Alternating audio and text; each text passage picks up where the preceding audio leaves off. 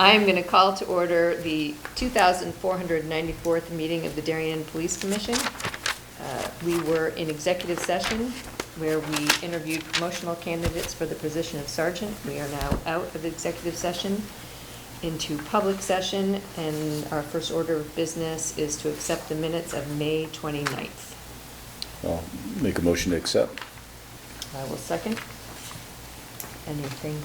No. Okay. All those in favor? Correspondence, Chief. Yep, several letters of correspondence, starting with a letter from the first selectman regarding a unfortunate incident where we had a structure fire on, I forget what, Oxridge Lane early morning back on June 21st.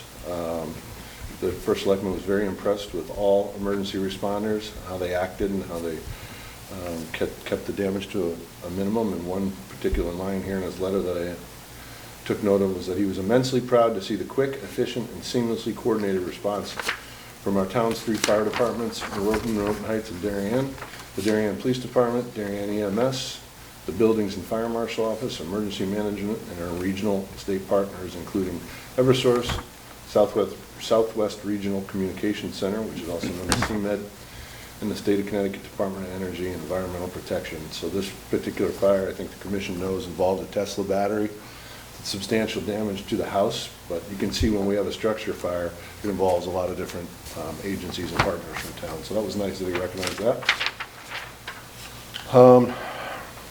We had, to Commissioner Hayes's question, breakfast was delivered by Upper Crust Bagels on June 19th, and we sent a thank you note off for that. We have one of the directors of the Stamford Police Academy reach out to me regarding one of our recruits that's in the police academy there. Apparently, back on the 19th of June, the recruits were assisting in the CHIP test, which is the physical fitness test for new recruits that are looking to get hired.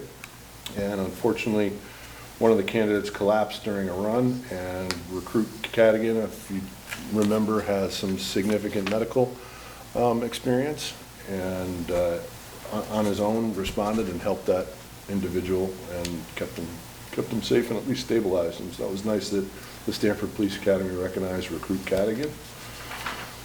Let's see. So we had an incident right here on Hecker Avenue in which the animal control officer was called out to deal with a baby deer or a fawn, and the resident reached out to Sergeant Paul Mary, thanking the animal control officer for her knowledge, skill set, and level of service. It's not always noticed that the animal control officer gets recognition, but in this particular case, we were happy to hear from this satisfied resident, and that's one of, I don't know, Captain Mastriani, do you have any other info on that incident? I mean, it was great.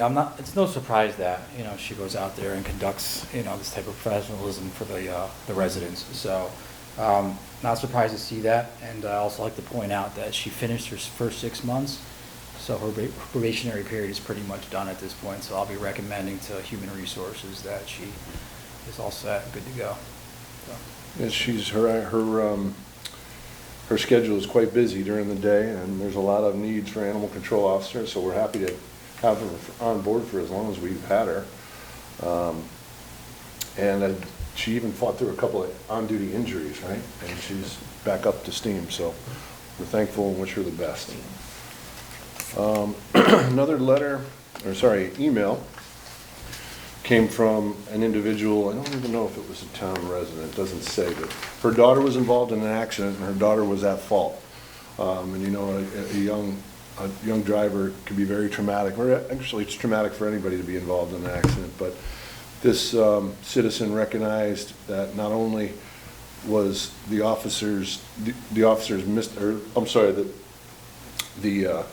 demeanor of our officers during an incident in which her daughter was at fault could be a negative one, but it turned out to be a positive experience for this driver and her family, particularly her mother. She was very appreciative of, not only the way she handled both.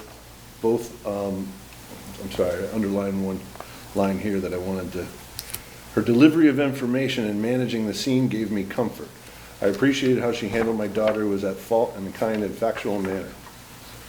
Everyone on the scene was dealt with respect and kindness. I have seen this often with the Darien Police, and today I felt grateful to have Officer Thurston and her partner on scene. And I believe that we found out that the partner was Officer Hunt. Is that correct, Rick? Yeah, I'm pretty sure it's all. Okay. So great job by Officer Thurston and Officer Hunt. We never know when we can have a positive impact on our citizens that we're interacting with.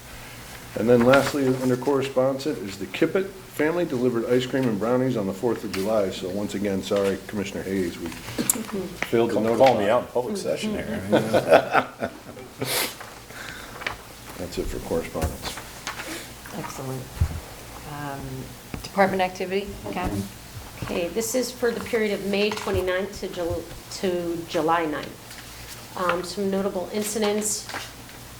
There were multiple incidents of package thefts that were reported from residents on Fountain Lane, Kensett Lane, Hillcrest Ave, and Raymond Street. All of the incidents are under active investigation.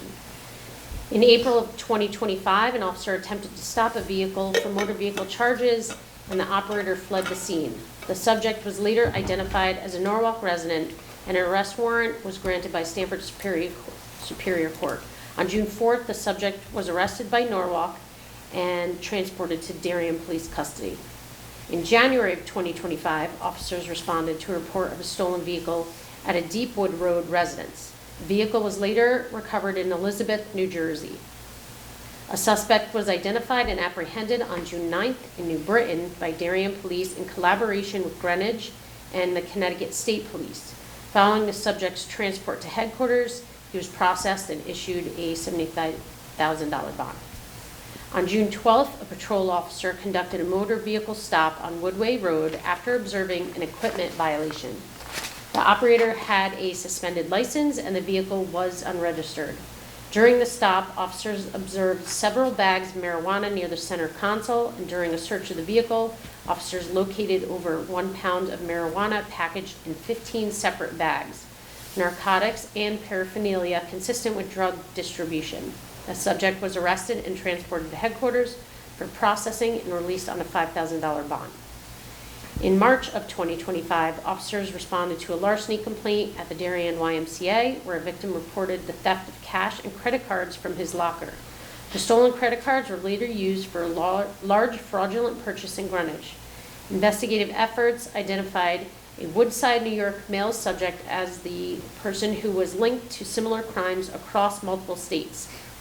The suspect was apprehended in New Jersey and later extradited to Connecticut, where he was brought to Stamford Superior Court on June 16th, processed and turned over to the court marshals. In January of 2023, officers responded to a burglary at a residence on Maple Street. Investigative efforts identified a multi-state burglary ring involving a South American theft group. A New York resident was identified as a suspect. An arrest warrant was applied for and granted by Stamford Superior Court. And on June 17th, the suspect was extradited from a correctional facility in New York, processed for Darien charges, and transported to court on the 18th of June.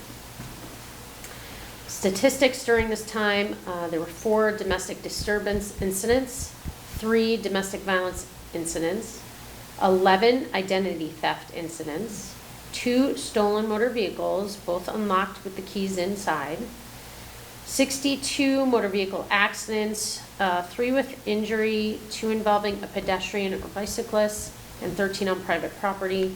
There were 394 traffic stops and a total of 1,617 calls for service. During the same time period, we had personnel attend the Darien Celebration of Pride event on June 7th in town, the Flag Day ceremony on June 14th at the Darien Town Hall, and Declaration Day on July 4th at the Darien High School. In late June, Detective Casano attended a Finding Words training, which is a nationally recognized program to train child protection professionals in forensic interviewing of children. And during the same time, SRO Brown and Taggart attended the NASRO conference in Texas in early July. That's for our school resource officers. Questions, A comments? couple of things I'd like to comment on. I know I normally commend our efforts through our by our detective division, and I will commend them again, but also want to point out that at least 4 of these incidents, and one of them describes multiple incidents as a package theft, our initial police patrol response is just as important. If we don't collect the proper data, proper evidence, proper security surveillance, it really puts us behind the 8 ball. But you can see that these incidents not only happened several months ago, and in some cases a couple of years ago. Our detectives really have to dig deep. They're dealing with other agencies, not only in state but out of state, and it takes a lot of time and a lot of effort. I just want to take the opportunity to recognize not only our initial patrol response but also in the detective division. One thing that we had just initiated this week was we applied for and received another grant from the state DOT to enhance traffic enforcement, and we are targeting hazardous moving violations in different locations in town. And what that is doing is bringing more officers to work to just focus on that. They're not responding to calls, they're just doing traffic enforcement.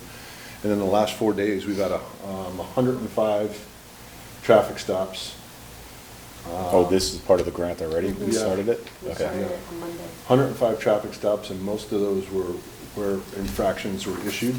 That's going to continue throughout the summer, and we've gotten a good response from not only the residents who like to see the officers out there doing it, but also the officers themselves. And ironically, it seems to have triggered the patrol level of traffic enforcement as well, seeing that their peers are out there. What was the size of the grant? Do we know? Was it like 50 or something like that? Do we know? I think it it's is up 50. to, Mhm. up to 50, yeah. That's great. One other quick note here about the motor vehicle accidents. When we say 13 on private property, that's not really at people's houses. Those are like parking lot accidents, CVS lot, Stop and Shop lot. We're in these lots almost every day with these little fender benders, so good job by all. Public comment, although I see exactly 0 people here from the public, so I will move to old business. Building issues update or any other? There's some humidity issues throughout the building. HVAC system, I feel like every year this happens. Take on a lot of humidity. The system itself can't handle it. But Sharon's been working, our facilities coordinator's been working very hard, trying to pinpoint the issue. It's going on 12, 13 years right now, and some of this equipment's getting old, so some replacement's going to be coming soon. Mold was discovered in the chief's office, and Again? leaking from the ceilings in a few rooms due to the pipe sweating because of all the humidity. And we still have insects and water in some of the light fixtures throughout the building. Well, on a positive note, I'll give you a compliment. I know we sent an email around, but I think you had about a $15,000 cost savings for the elevator, so thank you for doing that. That's Yep. huge. It's very, very beneficial. We got that bid waiver approved for the elevator pit repair, so we're going to Yep. be scheduling that as soon as we can. Thanks for doing that. That's it. Any other old business? Traffic issues? None at this time. That is such a, never happens. But I will quickly move on and take the win. New business. First item is, as the commission knows, Lieutenant Aaron Zulu retired back in May. We held a process to see who his replacement would be, and Lieutenant Mulcahy transferred into the detective division, which left a vacancy in the administrative lieutenant spot. So Lieutenant Scombros has asked to be transferred to the administrative role. And right now, until our promotional process ends in September for a new lieutenant to be promoted, Lieutenant Mulcahy and Lieutenant Scombros are kind of double teaming both roles, the administrative role and the detective division role. So I think Dan's already making a difference in the admin role and also upholding his training commitment, and appreciate his effort. Next item is request for funds for additional Ebike brochures. As the commission knows, that was a little bit of a timely issue. So we had some additional brochures made up for this Ebike safety campaign that you all had approved, but I wanted to just formally recognize it in the meeting. We had 500 more brochures made up and are being disseminated throughout town, and we're finding that they're being received very well. While we're on that topic, I'd just like to say I applied for a grant from the state for e-bike and bicycle safety. And one of the items on the grant I'm requesting are some bicycle helmets. So hopefully we'll get approved. I'm hoping to find out in the next week or two if we were approved for that grant. But I think that would be great to work with the e-bike initiative and the handout that we're doing. Anything we can do Yeah. on the e-bike initiative, I think would be, A, well-received, and trying to keep the kids safe. I think it's going to be a town-wide Right. effort. I don't know where it's headed, but it is scary out there. It is. I'll just add that I've been asked by several town officials and town residents if we receive complaints, and I said, we receive complaints every day. And there's not a ton that we can do from a reactive standpoint, and that's why the main reason behind this campaign, the safety campaign, is to kind of get in front of it. But we get complaints often about groups of kids riding together, riding recklessly, not riding properly in accordance with motor vehicle laws.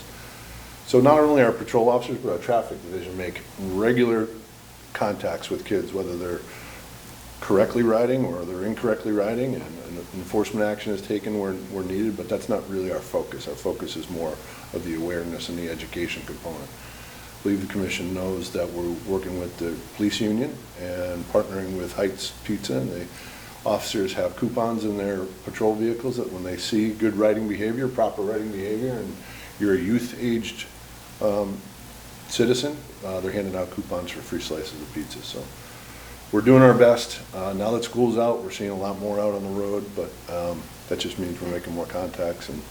And many of them are legal. I mean, this is where people, including myself, can't believe this is, but if they are in the right class, they're allowed to be under 16, and I mean, they are, but we need them to be doing it safely and with the proper helmets, and, but many of them are